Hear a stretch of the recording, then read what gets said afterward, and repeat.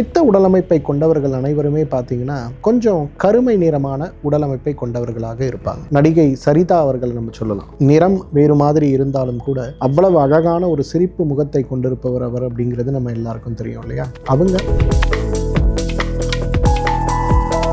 இந்த உலகத்தில் மிக புத்திசாலிகள்னு நீங்க ஒரு 10 பேரை எடுத்தீங்கன்னா வெரி ஷார்ப் அண்ட் இன்டெலிஜென்ட்னு சொல்லுவாங்க. அந்த 10 பேர்ல 9 பேர் வாத உடலமைப்பை கொண்டவர்கள் பெரும்பாலும் சரி போனா போகட்டும் அப்படின்னு விட்டுட்டு போயிடுவாங்க. கப உடலமைப்பை கொண்டவர்கள் பெரும்பாலும் மன்னிக்கின்ற குணம், உள்ள ஆர்ந்த அன்போடு மன்னிக்கின்ற குணத்தை வைத்திருப்பாங்க. ஆனா இந்த பித்த உடலமைப்பை கொண்டவர்கள்னா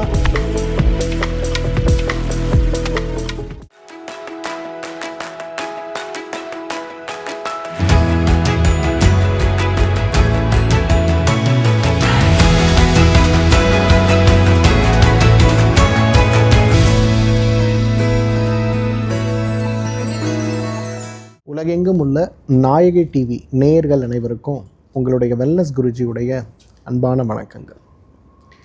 உடல் அமைப்பை பற்றி நம்ம பார்த்துட்டு இருந்தோம். வாத உடம்பை சேர்ந்தவங்க என்ன மாதிரி உடல் அமைப்பை கொண்டிருப்பாங்க, அவங்க என்ன உணவு சாப்பிடலாம், அவங்க ஆரோக்கியத்தை மேம்படுத்தி கொள்ள என்ன செய்யணும் அப்படிங்கிறத சென்ற நிகழ்ச்சியில் நம்ம பார்த்தோம். இன்றைக்கு நம்ம பித்த உடலமைப்பை கொண்டவர்களை பற்றி பார்ப்போம். உடல், மனது மற்றும் அவர்களுடைய செயல்பாடுகளை பொறுத்து எவ்வாறு ஒருவர் பித்த உடலை சார்ந்தவர்கள் அப்படிங்கிறத நம்ம புரிஞ்சுக்க முடியும்.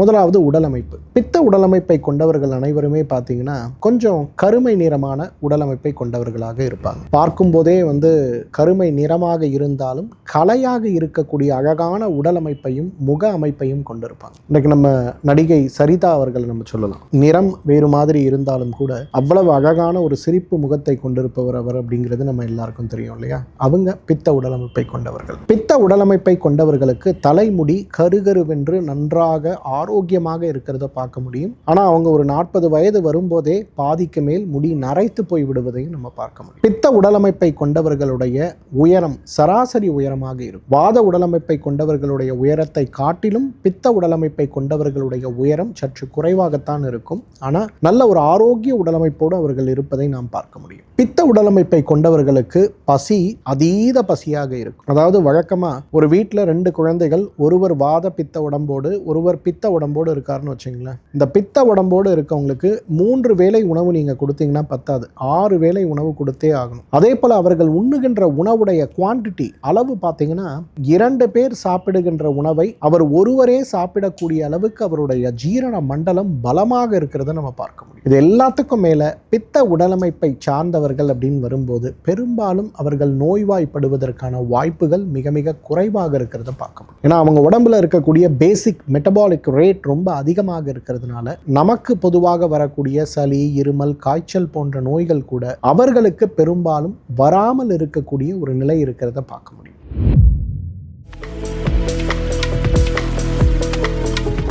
பித்த உடலமைப்பை கொண்டவர்களுடைய மனநிலை எப்படி இருக்கும்? வெரி ஷார்ப் அண்ட் இன்டெலிஜென்ட்னு சொல்லுவாங்க. இந்த உலகத்தில் மிக புத்திசாலிகள்னு நீங்க ஒரு 10 பேரை எடுத்தீங்கன்னா அந்த 10 பேர்ல 9 பேர் பித்த உடலமைப்பை கொண்டவர்களாகத்தான் இருப்பார்கள் அப்படிங்கிறத நம்ம புரிஞ்சுக்கணும். அவ்வளவு ஆழ்ந்த ஒரு நுண் அறிவு. ஒரு 100 பேர் ஒரு படத்தை பார்த்து அதில் இருக்கக்கூடிய விஷயங்களை பார்த்து புரிந்து கொண்டு கேட்கக்கூடிய கேள்விகளை விட ஒரே ஒரு நொடி அந்த படத்தை பார்க்கும்போது அதில் இருக்கக்கூடிய தவறு என்ன அப்படின்னு சுட்டி காட்டக்கூடிய குணம் பித்த உடலமைப்பை சார்ந்தவர்களுக்கு இருக்கும். பித்த உடலமைப்பை சார்ந்தவர்களுடைய மனநிலை பர்ஃபெக்ஷனிசம்னு சொல்லுவோம். இல்ல ஒரு ஸ்டெப் மேல போய் அப்சசிவ் கம்பல்சிவ்னு சொல்லுவோம். பிடிவாத குணம். காலையில் 7 மணிக்கு நீங்க எழுந்து உங்களுடைய அலுவலகத்திற்கு 7:30க்கு நீங்க இருக்கணும்னா அவங்க 7:25க்கே அவங்க அலுவலகத்தில் இருப்பாங்க. அதே போல மற்றவர்களுக்கு காத்திராமல் யாராவது தாமதமாக வந்தாங்கன்னா அந்த கோப குணத்தை உடனடியாக வெளிப்படுத்தி மனதில் இருக்கக்கூடிய குமுறல்களை கொட்டக்கூடிய குணம் அப்படிங்கிறது பித்த உடலமைப்பை கொண்டவர்களுக்கு தான் இருக்கு. பித்த உடலமைப்பை கொண்டவர்களுடைய மற்றும் ஒரு முக்கியமான மனநிலை என்ன தெரியுமா?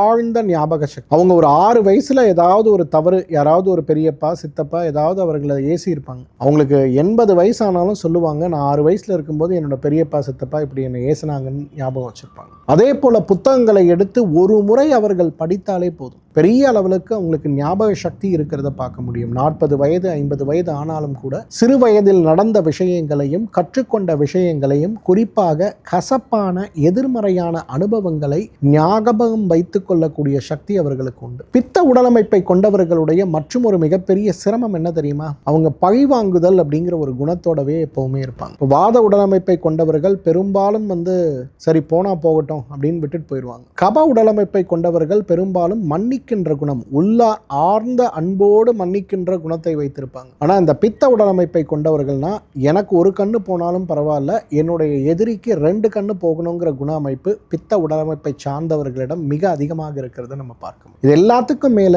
பித்த உடலமைப்பை சார்ந்தவர்களுடைய மற்றும் ஒரு மோசமான குணம் என்ன அப்படின்னு பார்த்தீங்கன்னா, இன்றைக்கு சிரமம் வருவதை எதிர்பார்த்து கொண்டே இருப்பது போல எப்பொழுதுமே எதிர்மறை ஆற்றலோடவே சிந்தனையோடவே இருப்பாங்க. டூ காஷியஸ்ன்னு சொல்லுவோம், டூ மச் திங்கிங் நம்ம சொல்லுவோம் இல்லையா? இப்போ நாளை காலையில் நம்ம ஒரு தீர்த்த யாத்திரை, ஒரு பிரயாணம் போகிறதுக்கு நம்ம தயாராகிறோம். அவங்க இன்னைக்கு ராத்திரி யோசிப்பாங்க, ஒருவேளை காலையில் 4 மணிக்கு நான் எழுந்துக்கலன்னா என்ன ஆகும், நான் போகிற வழியில் கார் பஞ்சர் ஆனால் என்ன ஆகும், போகிற வழியில் எனக்கு விபத்தானா என்ன ஆகும், கோயிலில் ரொம்ப கூட்டம் இருந்தால் நான் என்ன பண்ணுறது, போகிற வழியில் ஒருவேளை நிறைய மழை பெஞ்சா என்ன பண்ணுறது. அதாவது நடக்க முடியாத விஷயத்தை நடந்தது போல நினைத்து அதற்கு ஏற்றாற்போல் மனமுருகி வருத்தப்பட்டு எப்பொழுதுமே அவர்கள் மட்டுமல்ல அவர்களுடைய குடும்பமே சிரமப்படுகின்ற ஒரு நிலையில் வைத்திருப்பார்கள். இதுதான் பித்த உடலமைப்பை சார்ந்தவர்கள்.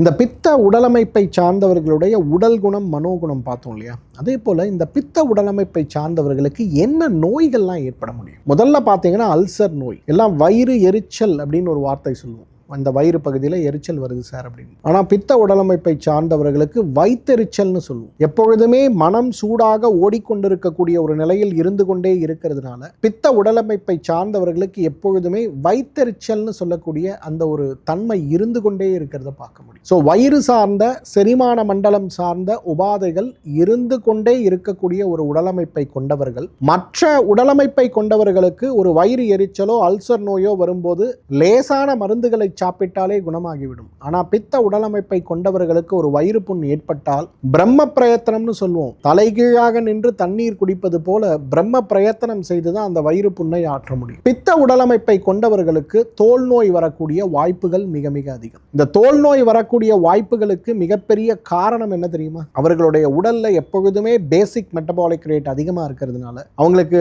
தோல்ல அரிப்பு இருந்துட்டு, காலில் அரிப்பு இருக்கும், கரப்பான் நோய் இருக்கும், சோரியாசிஸ் நோய் இருக்கும், தலையில் பொடுகு இருக்கும், தொடைப்பகுதியில் இடுக்கு பகுதியில் அரிப்புகள் இருக்கும். பெண்களாக இருக்கும்போது மார்பக பகுதிகளிலையும் இடுப்பு பகுதிகளிலும் படர் தாமரை போலவே அரிப்புகள் இருந்து கொண்டே இருக்கிறத பார்க்கும். இது பித்த உடலமைப்பை கொண்டவர்களுக்கு ஏற்படக்கூடிய ரொம்ப சாதாரண நோய்கள்ல ஒன்று.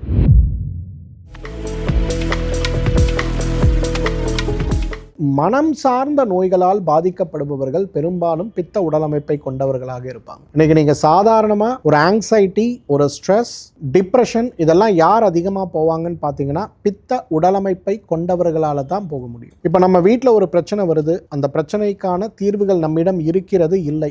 வாத உடலமைப்பை கொண்டவங்க முதல்ல அந்த பிரச்சனையை பொறுத்து பயங்கரமாக குதிப்பாங்க, கத்துவாங்க, எல்லாம் செய்வாங்க. ஆனால் ஒரு 15 நிமிஷத்தில் காம் ஆயிடுவாங்க. ஆனால் பித்த உடலமைப்பை கொண்டவர்களை பார்த்தோம்னா அந்த சிரமத்தை மனதில் போட்டு அசை போட்டு மீண்டும் மீண்டும் மீண்டும் அதே பிரச்சனைக்குள்ளவே ஓடிக்கிட்டு இருப்பாங்க. அதனால அவர்களால் அவ்வளவு சீக்கிரம் பிரச்சனைகளை எதிர்கொள்ளவும் முடியாது, பிரச்சனைகளை விட்டு வெளியவும் வர முடியாது. இது 3வது மிகப்பெரிய பிரச்சனை. 4வது நோயாக பித்த உடலமைப்பை கொண்டவர்களுக்கு குழந்தையின்மை நோய் ஏற்படுவதற்கு வாய்ப்பு இருக்கு. இன்னைக்கு பெரும்பாலும் நம்முடைய சமூகத்தில் குழந்தையின்மையோடு அவதிப்படுகின்ற தம்பதிகள்ல ஆணோ பெண்ணோ பார்த்தீங்கன்னா அதுல கபம் பித்த உடலமைப்பை கொண்டவர்களுக்கு குழந்தை ஒன்று வந்துடும். ஆனா பித்தம் உடலமைப்பை கொண்டவர்களுக்கோ பித்த வாத உடலமைப்பை கொண்டவர்களுக்கோ குழந்தை வருவது பெரிய கேள்விக்குறியாகவே இருக்கிறத பார்க்க முடியும். என்னதான் இன்னைக்கு இருக்கக்கூடிய அட்வான்ஸ்டு ட்ரீட்மெண்ட், நீங்க ஐவிஎஃப் போங்க, ஐயுஐ போங்க, என்ன பண்ணாலுமே medically fit for a child, ஆனால் குழந்தை நிற்கவே நிற்காது. இது பித்த உடலமைப்புக்கு ரொம்ப அதிகமாக இருக்கும். அதே போல பித்த உடலமைப்பை கொண்டவர்களுக்கு புற்றுநோய் வரக்கூடிய வாய்ப்பு மிக மிக அதிகம். பார்க்கின்சன் நோயின்னு சொல்லக்கூடிய நடுக்குவாத நோய் ஏற்படுவதற்கு வாய்ப்புகள் மிக மிக அதிகம். அதைவிட முக்கியமாக அல்சமியர் நோயின்னு சொல்லக்கூடிய முழுமையான மறதி சார்ந்த நோய்கள் ஏற்படுவதற்கும் வாய்ப்புகள் மிக மிக அதிகம். இந்த 3 நோய்களும் ஏற்படுவதற்கான வாய்ப்புகள் மிக மிக அதிகம். யாருக்குன்னா பித்தம் சார்ந்த உடலமைப்பை கொண்டவர்களுக்கு தான். உடனே நான் பித்த உடம்பு இருக்கவங்க எல்லாருக்கும் இந்த நோய்கள் வரணுமா, இன்னைக்கே வரணுமா, அப்படி கிடையாது. நம்முடைய வாழ்வியல் முறை எப்படி இருக்கு, வாழ்க்கை எவ்வளவு சுலபமா நம்ம கொண்டு போறோம், எவ்வளவு உணவுக்கு நாம் நேரம் கொடுக்கிறோம், எப்படி தூங்குறோம். ஏன்னா அந்த பித்த உடலமைப்பை கொண்டவர்களுக்கு அடுத்த மிகப்பெரிய பிரச்சனை என்னன்னா தூக்கமின்மை தான். எல்லாரும் தூங்கிட்டு இருப்போம், லேசா எங்கேயாவது ஒரு பல்லி கத்தக்கூடிய சத்தம் கேட்டா கூட பித்த உடலமைப்பை கொண்டவர்கள் டக்குன்னு கண்முழிச்சிருவாங்க. அதுக்கப்புறம் அவங்கள தூங்க வைக்கிறதுக்குலாம் நம்ம என்ன செஞ்சாலுமே தூங்க மாட்டாங்க. ஒரு நாளைக்கு 3 மணி நேரம் 4 மணி நேரம் தூங்கினாலே மிகப்பெரிய சவால் அப்படிங்கிற ஒரு குணத்தை கொண்டிருக்கக்கூடியவர்கள் பெரும்பாலும் பித்த உடலமைப்பை கொண்டவர்கள் தான். வாத உடலமைப்பை கொண்டவர்களுக்கு தூக்கமே வராது. 1 மணி நேரம் தூங்குவாங்க, 2 மணி நேரம் முழிச்சிருப்பாங்க, திரும்ப 1 மணி நேரம் தூங்குவாங்க, ஆனால் காலையில் எழுந்திருக்கும் போது ஃப்ரெஷ்ஷாக இருப்பாங்க. அப்போ நீங்கள் சொல்லுங்கள், இப்போது இந்த வீடியோவோட கமெண்ட்டில் போடுங்க, உங்கள் உடம்பு வாதம் சார்ந்ததா, பித்தம் சார்ந்ததா, கபம் சார்ந்ததா, அப்போ என்ன நோய் இருக்கலாம், அதை குணப்படுத்துறதுக்கான வழி என்ன அப்படிங்கிறத நம்ம பார்ப்போம். மீண்டும் மற்றும் ஒரு ஆரோக்கிய குறிப்போடு உங்களை சந்திக்கிறேன். அதுவரை உங்களிடமிருந்து விடைபெறுவது உங்களுடைய வெல்னஸ் குருஜி. நன்றி, வணக்கம்.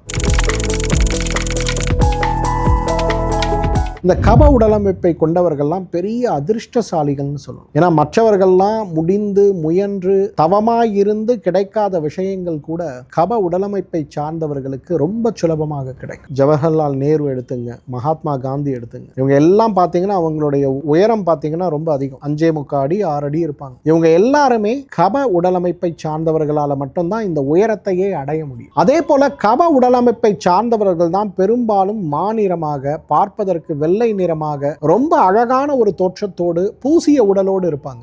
பித்த உடம்புக்கும் கப உடம்புக்கும் இருக்கக்கூடிய ஒரு பெரிய வித்தியாசம் என்ன தெரியுமா?